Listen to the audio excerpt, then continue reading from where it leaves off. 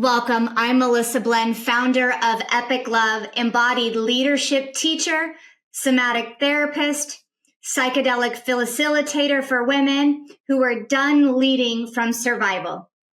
Here we talk all about the nervous system, somatic healing, psychedelic medicine, and feminine leadership, and what it actually takes to build a bigger capacity, have clarity, and more importantly, safety in your body so you can lead, grow your wealth, and create the relationships the way that you want without coming at the cost of your health.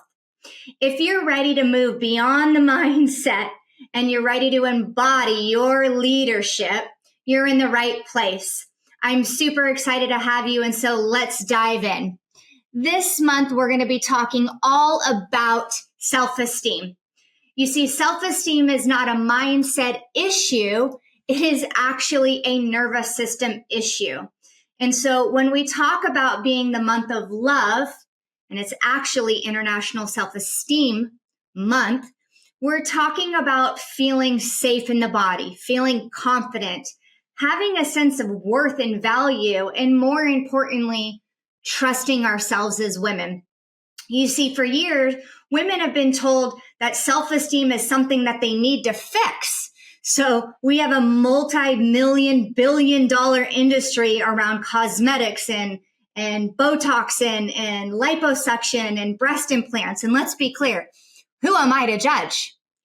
I have breast implants, and I got them at 18 years old because I thought that's what made me a woman. And fast forward at 44 years old, I know now more than ever that what makes me a woman is everything on the inside. And it's taken years to get to that place. And what I want to be clear about is that when we talk about self-esteem, it's really an understanding that self-esteem is formed from our family of origin more often than not. And what we've been told, again, about self-esteem is that self-esteem should be just believe in yourself, toxic positivity, do your mantras. And the reality of it is you can't think your way into self-confidence. It is a lived experience. I'm going to say that again.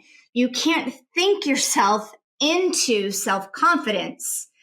You have to move into experiences, new lived experiences that create a new neural pathway in your brain. So when we talk about that self-esteem, again, is formed through experience, the first experience that we need to get honest with is our family of origin. This is our first imprint. And with this first imprint, this is where self-esteem begins to form. And this is where we are meant to develop a sense of safety, emotional attunement, and consistency. And when that is met from our primary caregivers and our family of origin, we ultimately feel like our needs matter. We feel our emotions are safe.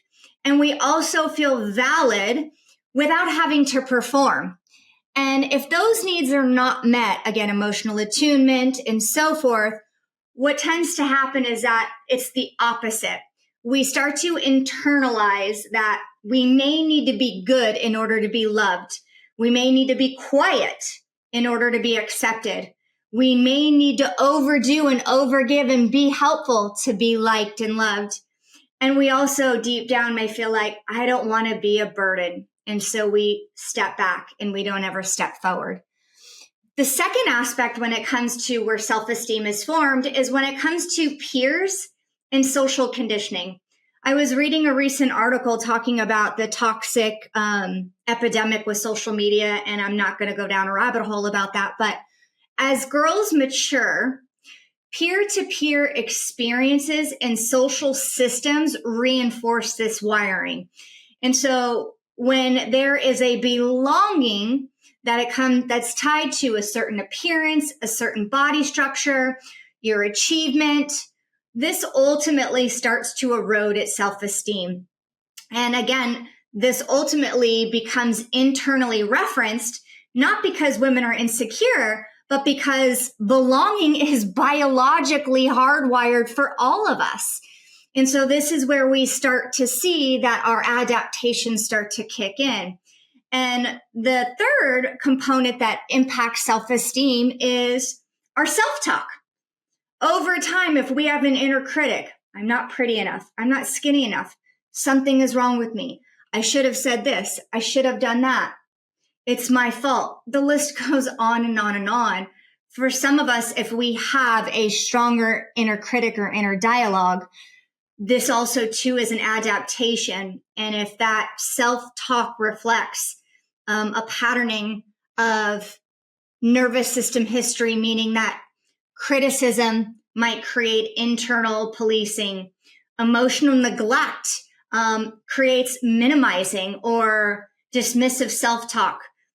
Sometimes it's also where safety creates demanding or perfectionist inner voice. Like if I want to say something, maybe I'm hyper analyzing to say it before I even say it because I'm afraid of criticism. And so what this ultimately affirms when it comes to self-talk is that often you end up feeling hollow. You feel less than. Because language, what I'm saying to you now, let me be clear. Language cannot override your nervous system. I'm going to say that one more time. Language cannot override your nervous system. This is why we have to bring the body involved.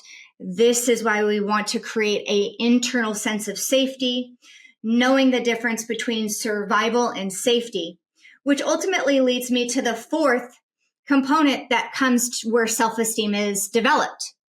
Trauma, emotional injury, and obviously any type of physical or verbal abuse. Trauma can be defined as big T or little t. And when there is emotional abuse or physical abuse that is present, whether you believe it or not, the nervous system organizes around protection.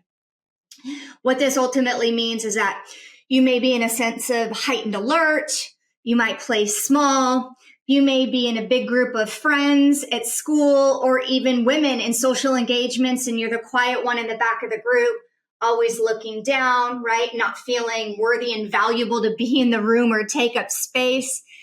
You do anything to stay useful, and you might avoid attention. And avoiding attention, again, is that individual that won't allow themselves to be seen or to be heard. And so they've learned to just stay quiet. And this too also erodes at self-esteem. Let me be clear at that. And then the last thing I want to talk about when it comes to self-esteem is social media. It is a modern amplifier. Now, granted, we are on a social platform and you are watching me, but I want to be very clear. Tony Robbins talks about this. Joe Dispenza talks about this. What you put your focus on and your energy on, it only amplifies. We've heard about algorithms, all of these different things. The reality of it is that if self-esteem is formed through experience, like I've been talking about, then ultimately it can only be restored through an experience, not scrolling on your phone, not doing a TikTok video, not doing a YouTube for you. It has to be met through a new lived experience.